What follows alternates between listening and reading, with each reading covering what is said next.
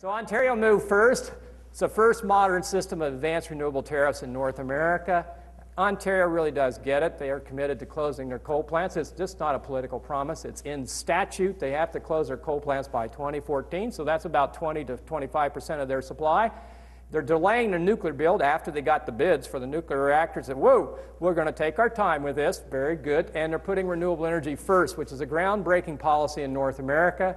So I've been calling this the most progressive renewable energy policy in North America in 2 decades until I actually sat down and realized it's been a long time.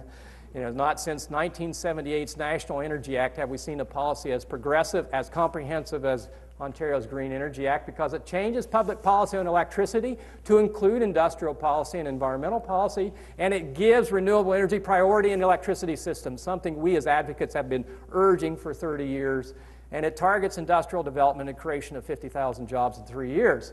They have the first offshore wind tariffs in North America, the first Aboriginal bonus in North America, the first differentiated solar tariffs in North America, 6 different tranches or classes, 5 different tranches or classes for biogas. They have the best wind, solar, biogas tariffs in North America. They are competitive internationally, and it's not dependent on subsidies or grants. Taxpayers have nothing to do with this. This is all on the pockets of the ratepayer. Those who use a lot of electricity are going to pay a lot for renewable energy. Those who are conscious and conserve energy will pay less for renewable energy development, and that's the way it should be. That's far more egalitarian than putting the burden on the taxpayer. So where are they today? In Ontario, they have 19,000 applications for residential solar, rooftop residential solar. There's 800 systems installed in 1 year. They have about 60 megawatts of contracts for just rooftop residential solar, and you're going to see this grow exponentially. They have 8,000 megawatts of applications for the big stuff, and it looks like they are now in a position to see $9 billion of private development in Ontario because of these feed-in tariffs. 2,500 megawatts of contracts have been awarded so far. They're building a new transmission line out to the Bruce. That'll take up another 1,500 megawatts, so they have basically 4,000 megawatts under contract, and 20% of that is community-owned. There are 2 First Nations projects for 20 megawatts each near Toronto, within an hour's drive of Toronto. Those will be owned by the First Nation bands in those communities. So it's not as much as I'd like to see, but it's the most in North America, which is an accomplishment. There's a new solar program in Ontario. They have 650 megawatts under contract. With the previous program, you know, they didn't do it right the first time. It's taken them 6 years to get this right. The first program, they had 450. They had 500 megawatts under contract. So now Ontario has 1,000 megawatts under contract for PV, solar PV. 300 megawatts for offshore wind. It could be that the Canadians will be the first to build offshore wind in North America, not the Americans. And that would be something for you to be proud of if you do it. But make sure you tell us down there, because we don't always pay attention to what's going on up here.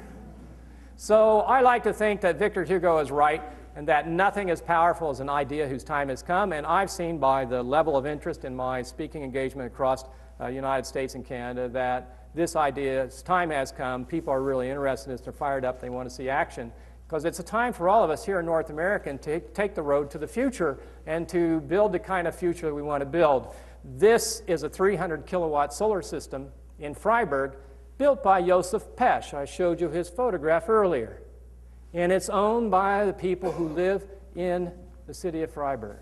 It's theirs. Not the municipal utility. It's owned by investors, people who live in the city of Freiburg, built by Joseph Pesch. So feed-in tariffs are neither a left or a right issue, a Tory issue or an NDP issue, a conservative or a liberal issue. It's an issue for Canadians. It's an issue for Albertans. It's an issue for our peoples in both countries. When you get advisors to Republican governors like Terry Tamminen, advisor to Schwarzenegger, you've probably heard of him, and Christ in Florida, when you get both people like myself on one side of the spectrum and you get Terry Tamminen on the other side of the spectrum saying feed-in tariffs, we like feed-in tariffs because it turns farms, homes, and businesses into entrepreneurs. Isn't that what North America is known for? Isn't that what America is known for? Isn't that what Canada is known for? Isn't that what Alberta is known for? Is entrepreneurs. Or Ontario Premier Dalton McGuinty said feed-in tariffs fit with what he wants to try to do in Ontario, to move Ontario from a culture of consumption to a culture of conservation, because we need to move our nations from nations of consumers to nations of producers so we can build things in Canada and the United States instead of importing everything. Because now there's no time left for half measures. There's no time to lose. We need a lot more wind in Alberta, in Canada, in the United States, in the world. We need a lot more solar.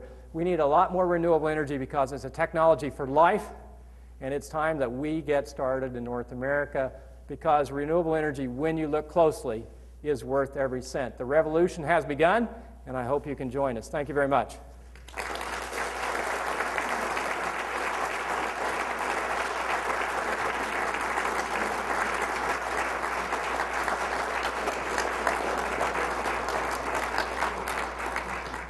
Okay, there's no questions, right?